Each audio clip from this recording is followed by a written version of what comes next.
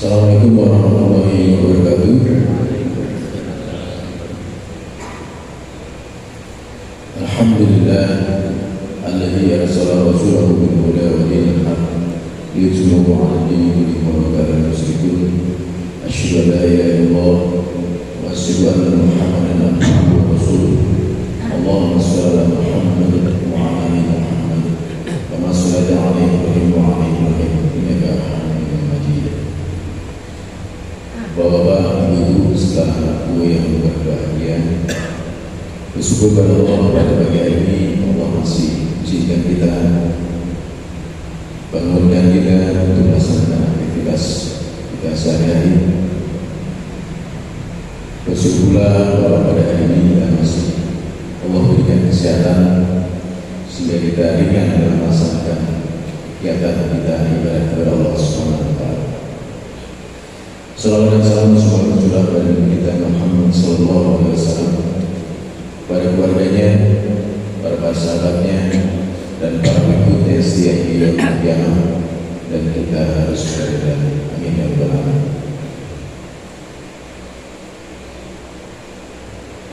Di era hari ini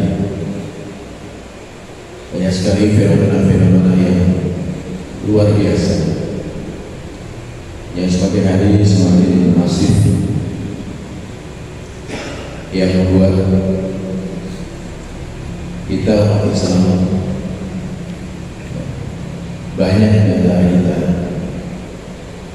yang enggan melaksanakan ibadah kepada Allah Subhanahu wa taala. Padahal dia beragama Islam, tapi banyak sekali saudara-saudara kita yang masih enggan melaksanakan sholat atau ibadah lainnya, termasuk di dunia pendidikan. Kami juga merasakan sangat berat sekali membiasakan anak-anak kita untuk sholat. Bahkan anak kita akan rela bolos untuk tidak ikut sholat zuhur atau sholat duha dan sebagainya.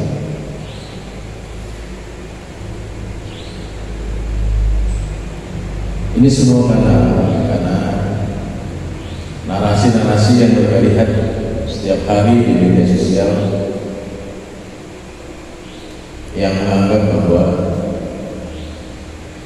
yang penting saya berbuat baik, yang penting saya tidak merugikan orang lain, toh ibadah itu hanya untuk saya berurusan saya sama Allah.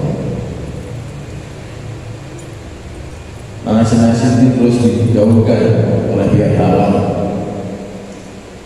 yaitu setan Allah, Isra Allah, yang terus menggiatkan kepada kita informasi-informasi yang sangat menyesatkan. Pada Allah berfirman dalam surat Al-Kahfi ayat 103 sampai 106, dikatakan,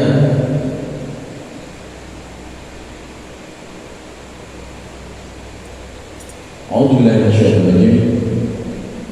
Qul hal nabiyukum bil akhsaril a'mal. Katakanlah hai Muhammad, apakah perlu kami beritahukan kepada orang yang paling rugi perbuatannya? Jadi siapa saja ditanyakan tentang orang yang paling rugi perbuatannya. Alladzina dalla sa'yuhum fil hayatid dunya wa hum yahsabuna annahum yuhsinuna sun'a. Yaitu orang yang sia-sia perbuatannya dalam kehidupan dunia, sedang mereka merasa telah berbuat sebaik-baiknya. Yaitu adalah orang yang merasa telah berbuat baik. Yang penting saya berbuat baik, tidak merugikan orang lain, tidak suka membantu, suka bersedekah, suka ini dan sebagainya. Yang penting saya telah berbuat baik. Dan mereka adalah ulaika alladziina kafaru bi ayatina rabbihim wa liqa'ihi fa'alat a'maluhum wa lam nuqimu lahum yawmal qiyamati wazna. Mereka itu adalah orang yang mengingkari ayat-ayat Tuhan mereka, Rabb mereka, dan tidak percaya pada pertemuan dengannya. Maka sia-sia amal mereka, dan kami tidak memberikan penimbangan kepada mereka amal mereka pada hari kiamat. Yaitu orang yang kufur di ayat dan ayat. Mereka enggak sholat, mereka tidak mau melaksanakan sholat, bahkan meremehkan sholat. Ini salah satu langkah mengkufurkan ayat. Kalau sudah melecehkan itu dan sebagainya, itu berarti sudah mengkufuri ayat. Dan apa? Waliqaihi, dan berjumpa dengan Rabbnya.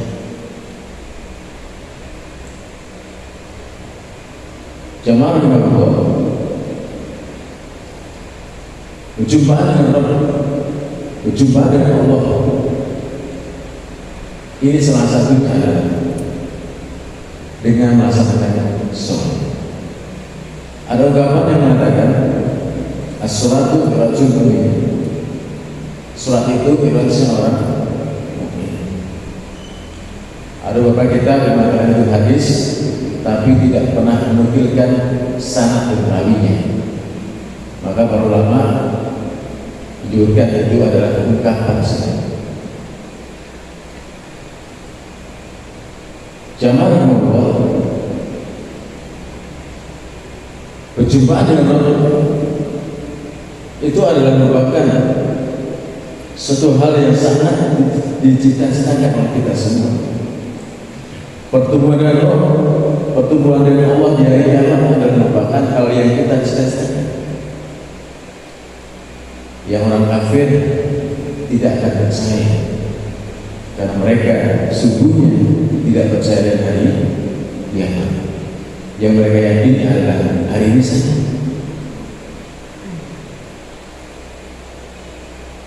Nah, anak kita juga diberikan nasihat demikian rupa sehingga mereka tidak terlalu yakin dan apa yang disebut dengan kehidupan akhirat, sehingga mereka yang penting hari ini saja.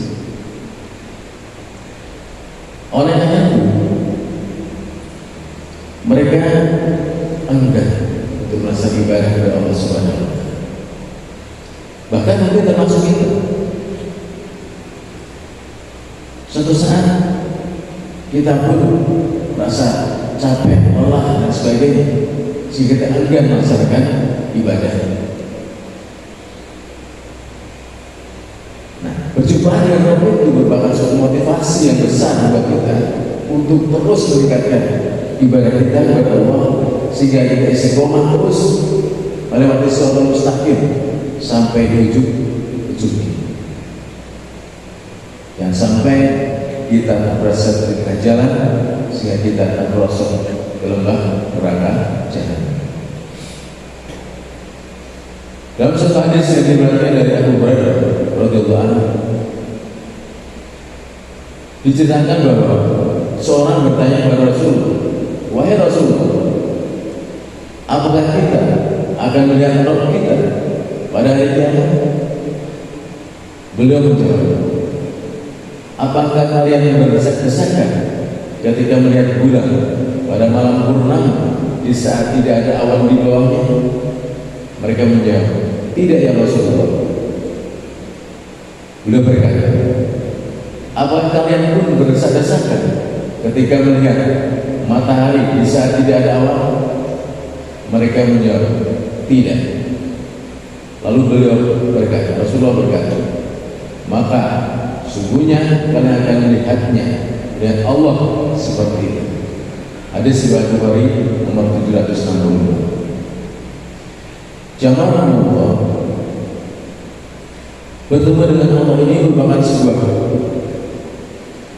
motivasi yang kita rasakan hari, sehingga kita melaksanakan ibadah dengan semaksimal mungkin. Oleh karena itu, kita berharap kepada kita semua, kita ingatkan, mari sama-sama kita saling ingatkan, terutama pada sang muslim. Ayo kita gerakan sholat dan sholat. Kenapa demikian? Karena ini merupakan hal yang akan diminta pertanggungjawaban yang pertama di hari kiamat nanti. Bukan sedekah kita, bukan haji kita, bukan zakat kita, bukan puasa kita, namun sholatlah yang pertama bisa oleh Allah Subhanahu wa Ta'ala. Maka dikatakan, apabila kita kufur dengan ayat Allah dan perjumpaan dengannya, kata Allah, fahabitat a'maluhum, maka sia-sialah amal mereka, dan kami tidak akan memberikan penimbangan terhadap amal-amal mereka. Naudzubillah. Kita merasa kita sudah berbuat baik kepada orang tua, kepada anak, kepada istri, kepada sesama dan sebagainya. Kita sudah membantu dan lain-lain, tapi kita tidak sholat. Kata Allah, fa'abudah amal, maka sia-sialah perbuatan kita. Jamaah Allah, dalam hadis Rasulullah berkata, bersabda, man ahabba liqa'a liqa Allah, ahabba Allah liqa'a, wa kariha liqa'a Allah kariha Allah liqa'a. Barang siapa yang mencintai pertemuan dengan Allah, niscaya Allah mencintai pertemuan dengannya. Dan barang siapa membenci pertemuan dengan Allah, niscaya Allah membenci pertemuan dengannya. Hadis riwayat Bukhari Muslim. Jamaah Allah, di hari pertemuan itu mereka akan mendapat sambutan dari Allah. Salam Assalamualaikum warahmatullahi wabarakatuh. Dalam surat Al-Rahman juga ada salam, Assalamualaikum warahmatullahi wabarakatuh. Salam buat orang-orang yang sabar. Kenapa demikian? Karena dalam surat Al-Imran ayat 142 dikatakan, am hasibtum an tadkhulul jannah, apakah kamu mengira akan masuk surga? Walamma ya'lamillahu alladhi jahadu minkum wa ya'lamas sabirin. Apa kamu mengira akan surga sebelum nyata bagi Allah orang yang berjihad di antara kamu dan orang-orang yang sabar.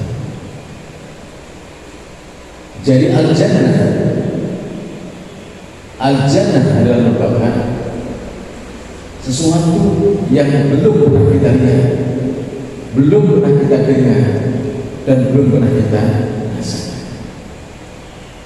Dari segi bahasa seperti itu, Al-Jannah adalah sesuatu yang belum pernah kita rasakan, belum pernah kita lihat, dan belum pernah kita dengar. Jadi Al-Jannah itu bisa bermakna cita-cita, kemenangan Islam, atau apa saja belum pernah kita lihat, termasuk surga Allah Subhanahu wa Ta'ala. Itu semua akan kita peroleh dengan dua cara, jihad dan sabar, sungguh-sungguh dan sabar.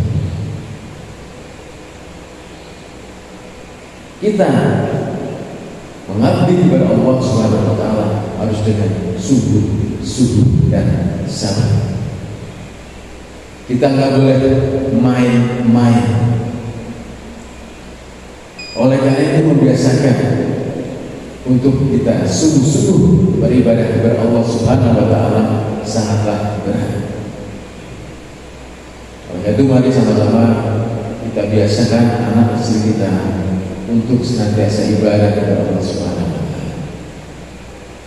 Saling berdoa, saling mengingatkan, saling memberikan nasihat pada satu sama lain tidak saling menjatuhkan, tidak saling mencaci dan memaki, tapi kita berdakwah dan saling memberi, saling merangkul, tidak untuk saling memukul.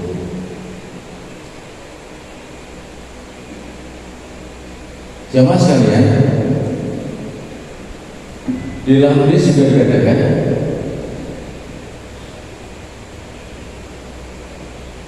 Rasulullah SAW dalam hadis qudsi dari Abu Hurairah radhiyallahu anhu, Rasulullah berkata bahwa aku telah sediakan, Allah berfirman bahwa aku telah sediakan bagi hamba-hambaku yang soleh kenikmatan yang tidak ada mata yang pernah melihatnya, telinga mendengarnya, dan terbesit dalam hati manusia. Itu gambaran bahwa al-jannah ada sesuatu yang belum pernah kita lihat. Di hadis lain katakan bahwa kenikmatan terendah di surga yang paling rendah adalah satu orang memiliki 1000 pelayan. Gambarkan dalam hadis itu, satu orang pelayan itu membawa 2 piring, 1 piring dari emas dan 1 piring dari perak. Ada sebuah gambaran. Itu gambaran surga yang luar biasa, yang harus kita inginkan, yang harus kita cita-citakan.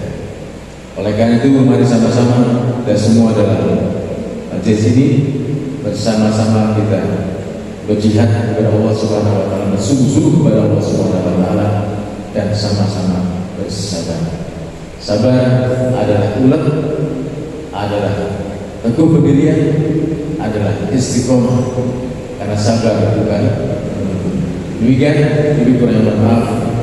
Nasallallahu alaihi wa sallam. Assalamualaikum warahmatullahi